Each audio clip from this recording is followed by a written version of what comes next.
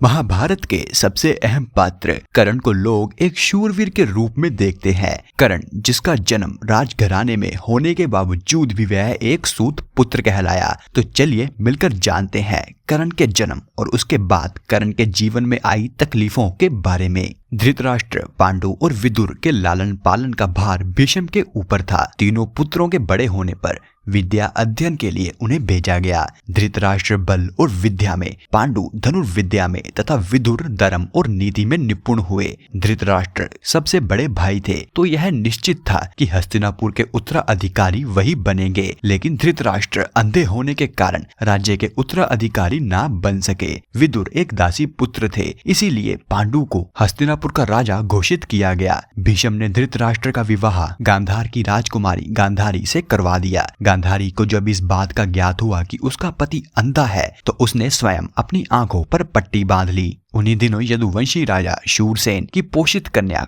कुंती जब सयानी हुई तो पिता ने उसे घर आए महात्माओं की सेवा में लगा दिया। पिता के अतिथि गृह में जितने भी साधु, महात्मा, ऋषि मुनि आदि आते, कुंती उनकी सेवा मन लगाकर किया करती थी। एक बार दुर्वासा ऋषि आए, कुंती ने भी उनकी सेवा मन लगाकर की। कुंती की सेवा से प्रसन्न होकर दुर्वासा ऋषि ने कहा, पुत्री, मैं तुम्हारी सेवा से अत्यंत प्रसन्न हुआ हूँ, अतः तुझे एक ऐसा मंत्र देता हूँ जिसके प्रयोग से तू जिस देवता का स्मरण करेगी वह तत्काल तेरे समक्ष प्रकट हो जाएंगे और तेरी मनोकामना पूर्ण करेंगे। इस प्रकार दुर्वासा ऋषि कुंती को मंत्र प्रदान करके वहां से चले गए। एक दिन कुंती ने उस मंत्र की सत्यता की जांच करने के लिए एकांत स्थान पर बैठकर उस मंत्र का जाप कर सूर्य देव का स्मरण किया।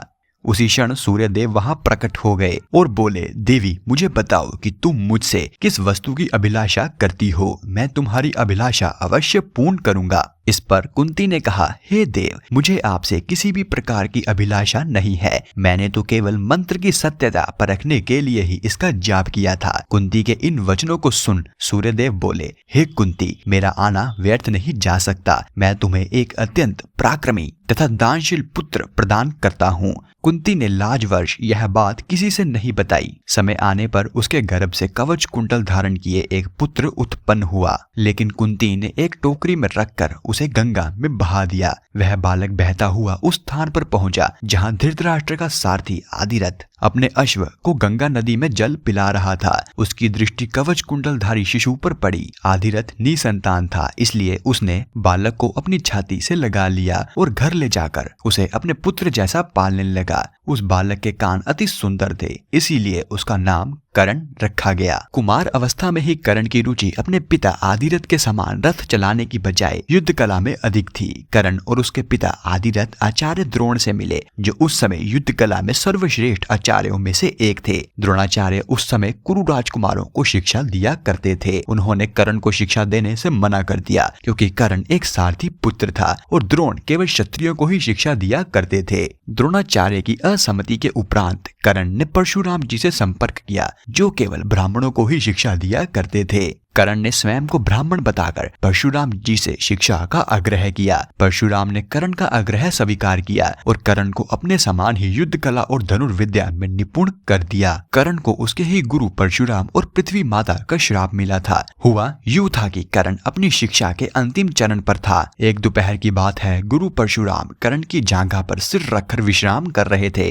कुछ देर बाद कहीं से एक बिच्छू आया और उसने कर्ण की जांघा को काटकर वहां पर घाव बनाने लगा। गुरु का विश्राम भंग न हो, इसीलिए कर्ण बिच्छू को दूर न हटाकर उसके डंक को सहता रहा। कुछ देर में गुरुजी की निद्रा टूटी और उन्होंने देखा कि कर्ण की जांघा से तो बहुत रक्त बह रहा है, और उन्होंने कहा कि केवल किसी क्षत्रिय में ही इतनी सहनशीलता हो सकती है कि वह एक बिच्छू डंक को सह ले, ना कि किसी ब्राह्मण में। और परशुराम ने कर्ण को झूठ बोलने के कारण श्राप दिया कि जब भी कर्ण को उनके द्वारा दी गई शिक्षा की सर्वाधिक आवश्यकता होगी, उसी दिन वह उसके काम नहीं आएगी। कर्ण, जो कि स्वयं यह नहीं जानता था कि वह किस वंश से है, उसने अपने गुरु से क्षमा मांगी और कहा कि उसके स्थान पर यदि कोई और शिष्य भी होता तो वह भी यही करते। यद्यपि कर्ण को क्रोधवश श्राप देने पर परशुराम जी दुखी हुए, पर वह अपने श्राप को वापस नहीं ले सकते थे। तब उन्होंने कर्ण को अपना विजय नामक धनुष प्रदान किया। कुछ लोक कथाओं के अनुसार यह भी माना जाता है कि बिच्छू के रूप में स्वयं इंद्रदेव थे, जो कर्ण की वास्तविक क्षत्रिय पहचान को उजागर करना चाहते थे। परशुराम जी के आश्रम से जाने के पश्चात कर्ण कुछ समय तक भटकता रहा। इस दौरान वह शब्द भेदी विद्या सीख रहा था। अभ्यास के दौरान उसने एक गाय के बछड़े को कोई वन्य पशु समझकर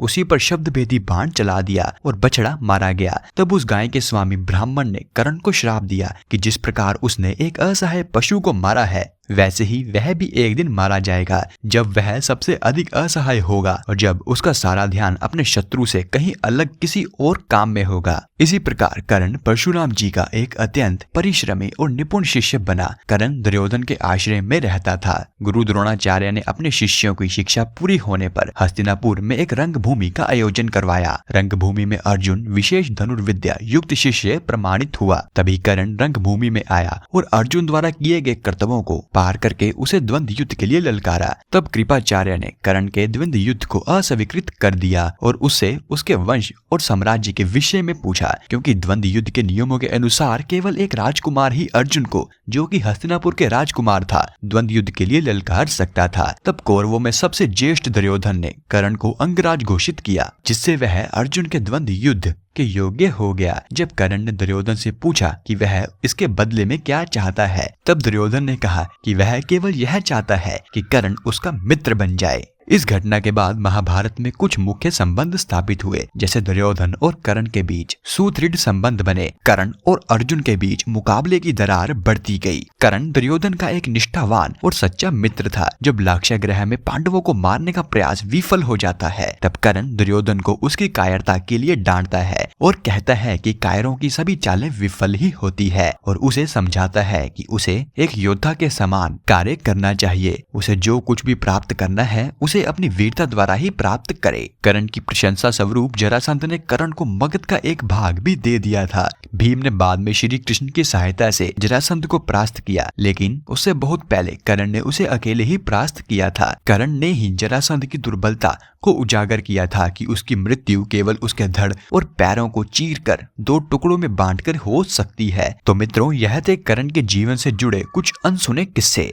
अगर आपको यह वीडियो थोड़ा सा भी पसंद आया है तो वीडियो को लाइक करना ना भूलें और हमारे चैनल को सब्सक्राइब जरूर करें। और यह वीडियो देखने के लिए आपका धन्यवाद।